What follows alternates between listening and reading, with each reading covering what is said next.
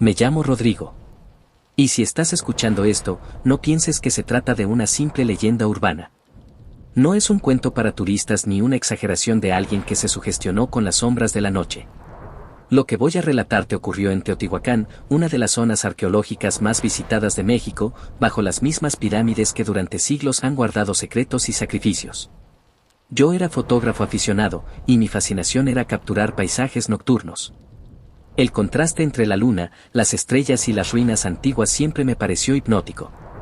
Había visto imágenes espectaculares de la pirámide del Sol bañada por la luz plateada de la luna llena, y me prometí a mí mismo conseguir una toma única. Aquel día fui parte de un recorrido turístico.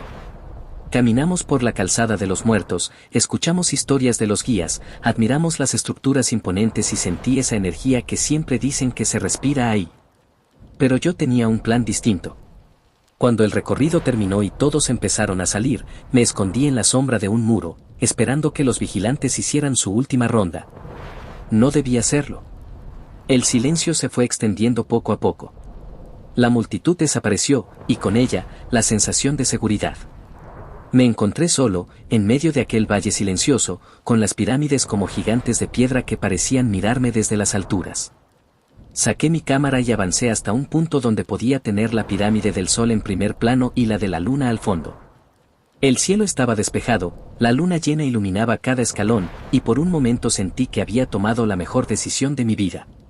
Coloqué el trípode, ajusté la lente y respiré profundo. Disparé la primera foto. El obturador se cerró, y en ese instante, algo cambió. Un viento helado recorrió el valle.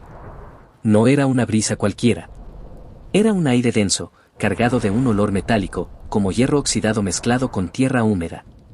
Me estremecí, pero traté de ignorarlo. Seguí tomando fotos, hasta que escuché el primer sonido. Un golpe sordo, como si algo enorme hubiera caído sobre la piedra. Me giré de inmediato, pero no vi nada. El eco del golpe resonó durante unos segundos, rebotando entre las estructuras, hasta apagarse en la distancia. Me dije a mí mismo que tal vez había sido una roca desprendiéndose. Pero entonces llegó el segundo sonido. Un gruñido profundo, tan bajo que sentí como vibraba en mi pecho. No era humano, ni animal común. Era como la mezcla de un jaguar y un hombre gimiendo de dolor. Mi respiración se aceleró. La linterna en mi mano temblaba mientras apuntaba hacia las escaleras de la pirámide. No había nada, pero las sombras parecían moverse, como si la piedra se contrajera y respirara. Decidí dar un paso atrás, y justo entonces lo escuché. Un canto gutural, susurrado, como si decenas de voces antiguas hablaran en un idioma que no entendía. Venía del suelo, de las paredes, del aire mismo. Me llevé la mano a los oídos pensando que era un mareo, pero las voces seguían ahí, cada vez más claras, como un rezo repetido sin descanso. Fue entonces que lo vi.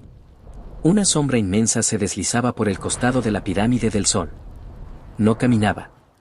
Parecía desprenderse de la misma piedra, como humo que cobra forma. A ratos tenía la silueta de un hombre encorvado, luego la de un jaguar, después la de algo con alas. Nada en ella era fijo, excepto un detalle, un ojo rojo encendido en el centro de su frente. Ese ojo me atravesó como una daga. Sentí que mi corazón se detenía, que mis pulmones olvidaban cómo respirar. Quise tomar una foto.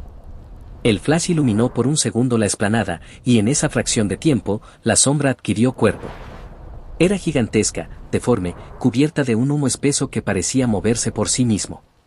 Tenía garras largas, como lanzas, y de su cabeza brotaban cuernos retorcidos. No tenía rostro definido, salvo ese ojo rojo, brillante como una brasa. El suelo vibró bajo mis pies. Escuché gritos, miles de gritos, como si en ese instante las voces de todos los sacrificados en ese lugar hubieran vuelto a la vida. Voces de dolor, de súplica, de furia. Caí de rodillas, con la cámara colgando de mi cuello. Cerré los ojos, pero las voces no se callaban. Seguían ahí, desgarrándome los oídos. La bestia avanzó un paso, y entonces lo comprendí, no era un guardián, era un prisionero. Estaba atrapado en la pirámide, contenido por algo que los antiguos habían hecho, y yo lo había despertado al irrumpir en ese lugar cuando no debía. Abrí los ojos y lo vi de nuevo. Ahora estaba más cerca. Su sombra cubría el suelo como una mancha negra que se extendía hacia mí.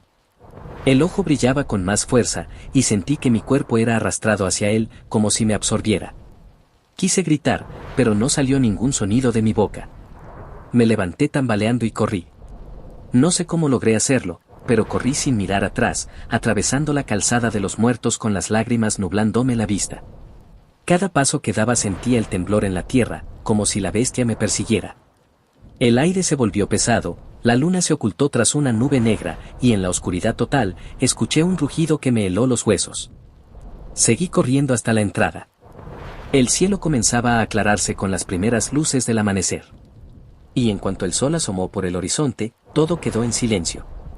Caí al suelo jadeando, con las manos ensangrentadas por las piedras que me habían raspado. El vigilante que me encontró pensó que me habían asaltado. Yo solo guardé silencio. No podía contarle lo que había visto. Nadie lo creería. Semanas después revisé mi cámara. Todas las fotos estaban en negro, quemadas, excepto una. En ella, la pirámide del sol se alzaba bajo la luna, y del costado derecho emergía claramente una figura oscura, deformada, con un ojo rojo encendido que brillaba como un fuego vivo. Borré la foto de inmediato. Pero aunque la borré, no puedo borrar el recuerdo. Cada vez que cierro los ojos, veo ese ojo mirándome desde la oscuridad. Siento que aún me observa, como si yo también hubiera quedado marcado esa noche. Por eso te advierto, nunca te quedes en Teotihuacán después del anochecer. Porque ahí, bajo esas piedras milenarias, no todo está en ruinas. Algunas cosas siguen vivas. Y esperan.